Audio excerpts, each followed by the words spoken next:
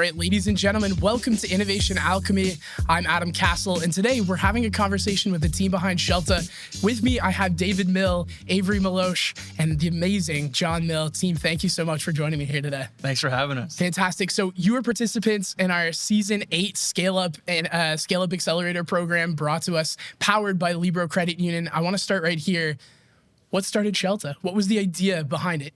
So Scelta was born out of the pain points that I experienced as a project coordinator for a multi-unit real estate developer, and as a grandson helping my Nona downsize from a 2-story home to a new build ranch. I would meet in the showroom with home buyers and show them small samples and selections, and we had difficulty visualizing what the end product would look like.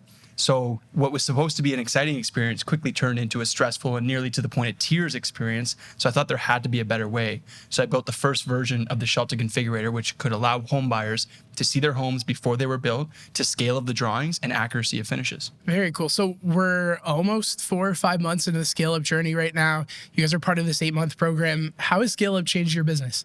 You know, ScaleUp's been incredible for us, especially just statistic-wise, the increase in MRR since starting ScaleUp versus where we are now. And that's really a testament to, we used to build any and all features for builders. Whatever you wanted, we would build it.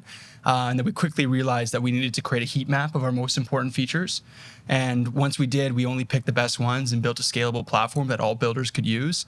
And as a result, we came up with the platform. Very cool. So I want to hone in a little bit on your team. Now, John, you're the strategy. Averey, you are the vision and brand behind this company. And David, you're leading sales, you're leading product, and you're leading with empathy. Is there a specific moment that you can kind of talk about that galvanized for you guys, like, wow, we work really well together? So there's always this thing of the Ave and Dave combo, where I guess this kind of goes back to the first time we met was through a contractor that I was doing video work with. And he's like, hey, I'm doing this program with Scelta and we're doing a field management software. You should film with them. And since that, of like that interaction and interviewing David, we've just applied that to what we're doing at Scelta, and every client that we meet with now, we film it, make them look really good, share it as collaborative content. And that back and forth of heavy sales and heavy marketing and storytelling packed together has given us an edge over the last few months. John, what's it been like kind of bearing witness to this company's rise and birth? Well, it's an amazing thing because obviously I'm from a different time long ago, and I was this age long ago. And so watching this generation come up, the digital native generation come up, it's really amazing. And I hear a lot of people talk about, oh, the kids these days, but my experience has been totally different. The kids these days I find are really advanced, really want to, if they have a purpose, they really want to work hard and build something great. And that's really what I experience every day at Scelta. I think that is so important, is because they know their why, they're figuring out the how, and that's something that's so crucial, right? So looking at balancing innovation and this growth that you guys are on, you want to be practical, and you talked a little bit about earlier about how this program's helped you really provide some focus. You know, you're not chasing down every feature, you're not chasing down every yes. Tell me a little bit about how you work as a team to kind of control that balance. Well, in the early days, we would build any feature just to charge build fees. That way we could survive as a company. But now that we've gotten to a point where we have a scalable platform, every time a new feature set comes in, we go into what we call the Scelta Lab, which is just our boardroom with glass walls that we like to write on. And we sit together and we ask ourselves, can we actually see the client using this? Because we've always taken a client-first approach. And by taking a client-first approach, it has a natural benefit to all the key stakeholders involved in the project. So unless the client would use it, we don't build it. That makes sense. Yeah. So David, your team, your customers, I think there's a thread within your leadership and sales tactics, and that is empathy. Tell me how empathy is kind of at the core of everything you do at Scelta and why it's so important to you. Yeah, I mean, at the beginning, it was really hard to get construction members to adopt technology, right? Because they're so used to their ways and they're quite successful at what they do. So to walk into any construction site and be like, hey, I'm the tech guy, and that paper, you're actually going to throw that out and you're going to start using your phone. It was a difficult transition. Probably an impossible conversation to have. Yeah. But then the reason why I believe we were successful is because I have been there and done that. Having worked 3 years as a project coordinator and spending years boots on the ground is really a core value of ours, is boots on the ground. We could actually come at it from a standpoint of the user and how they felt. I mean, majority of our strategy conversations happened on the back of pickup trucks. So, we'd sit with the contractors and we'd say, okay, you hate this feature. Well, what's going to make you actually use it?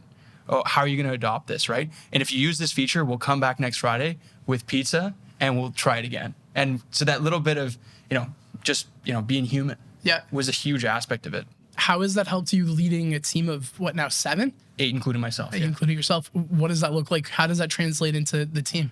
I think we have a lot of fun. None of us, I can speak for myself. I'm sure the other guys can speak for themselves, but I have a lot of fun. It doesn't feel like we're going into work every day. I get really stoked, first thing in the morning, it'll be pitch black outside and we'll be, playing some Black Sabbath and just kind of like really, it doesn't feel like you're going to the office. So I think, how much we love and respect each other at the office is a huge part of it. And if we see that any team member is feeling down or, is struggling with a feature, we all band together. I sit right with my team. We all sit in the same section of the office. Yeah. There's no segregation. There's no like boss's office or anything like that. Like we're all in the trenches together. I think that's huge. Yeah, additionally, there's a lot of trust placed in people being experts at what they're experts at. Okay. I always have this image in mind of like the CEO is the person who's looking at a giant switchboard full of buttons and levers. Yeah. And their job is to allocate and the resources and pull the right levers and push the right buttons and to allow those levers and buttons and your assets and your team to do what they're best at doing and trust they'll get it done.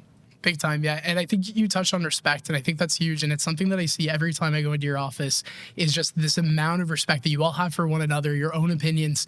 And you kind of just, it's this amazing like improv of like yes and, where there's no bad ideas. It's just figuring out whether or not it's the right idea for the right time. Mm-hmm. It's really cool. So, okay, gents, we're sitting here a year from now. What do you hope Scelta's accomplished? We'd like to expand into the Michigan market. We like to go into the Caribbean down south. We've been invited to the Michigan Home Builders Association through our networks. We've been invited down to Turks and Caicos. We'd like to take Scelta worldwide, I think, is our big next step. We've created this beautiful community and ecosystem here in Windsor. Now it's time to see if we can do that internationally. Really cool. Averey, what do you think that means for the Scelta brand? We got to maintain the boots on the ground because it's been our greatest edge. And like we said, we're working in a traditional industry where we have to work really hard to get people to understand the value and to adopt it and for their teams to actually enjoy using what we're building as well.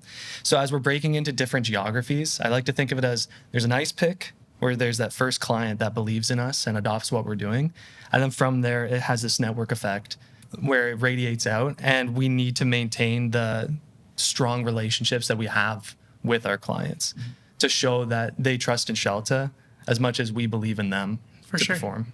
And John, you're hearing all this, you have this view, the 30,000-foot view of the strategy for Scelta. What does that mean for strategy over the next year? Well, I think the strategy, we've all have a good common understanding, and Averey really captures the idea of the ice pick, the tipping point, right? What do we need to get into a market? Because we experienced this in Windsor. In September with the Riverside Hall project, which is a project on Riverside Drive overlooking the water of 40 really nice condos. And as soon as we published that, that just started.